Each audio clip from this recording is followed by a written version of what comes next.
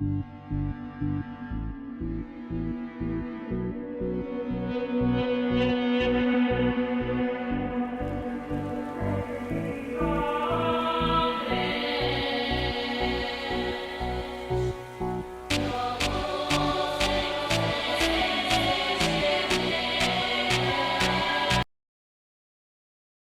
сме се събрали да дадем почет на българските народни будители.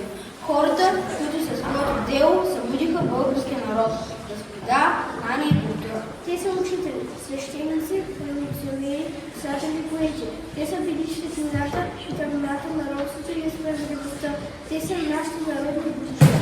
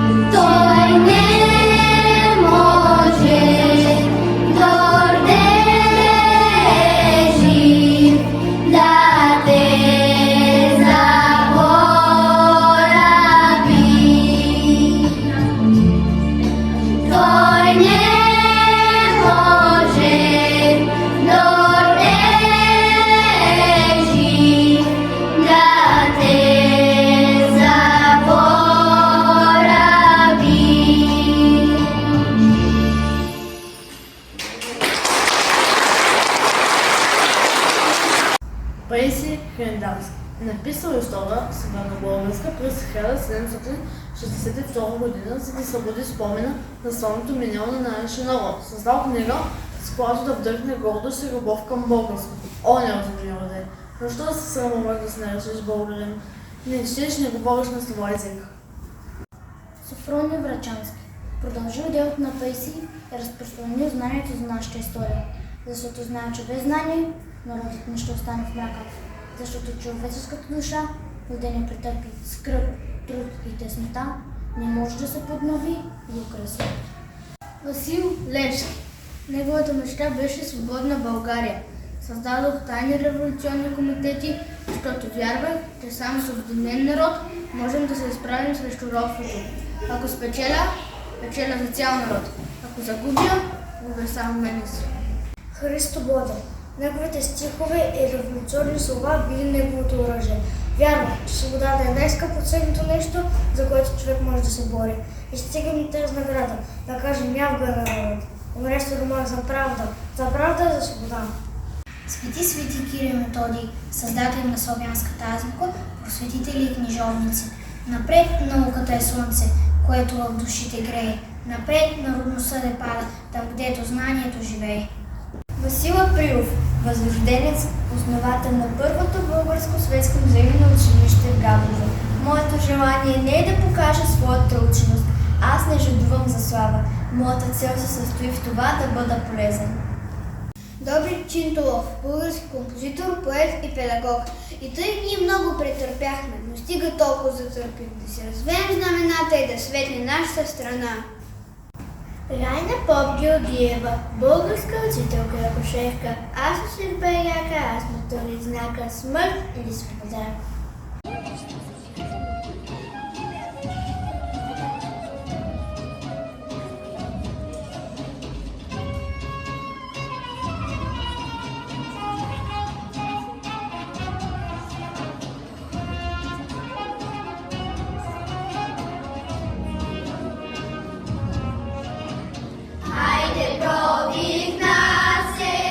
Турския паша,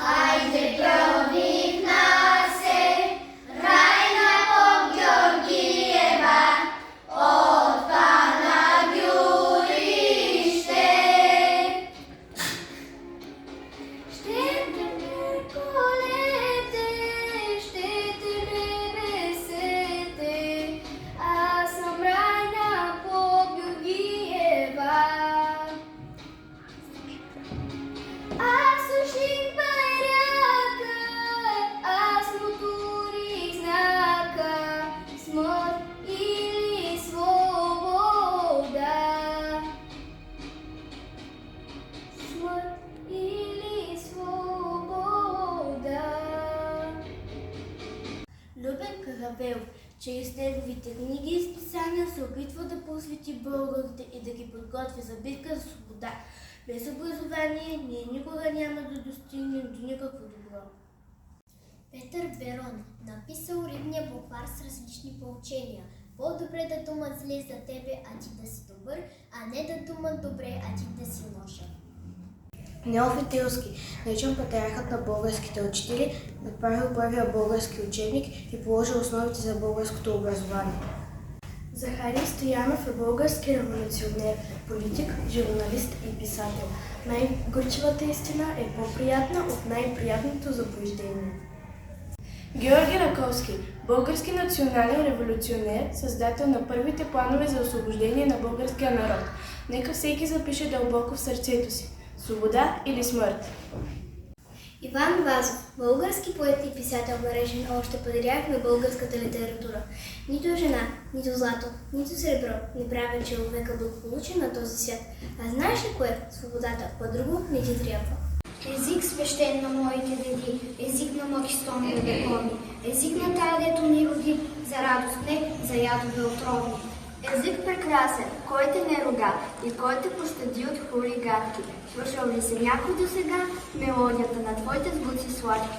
Разбра ли някой колко хубост може ти хрибреш, ти гъвкава, звънлива. От руини тонага какъв разкош, какъв размах и държи жива. Пазим техния завет и продължаваме да се учим като горд български народ. Ние сме тези, които трябва да видим себе си и другите около нас. Нека продължим тяхното дело, като четем, учим, величим на България.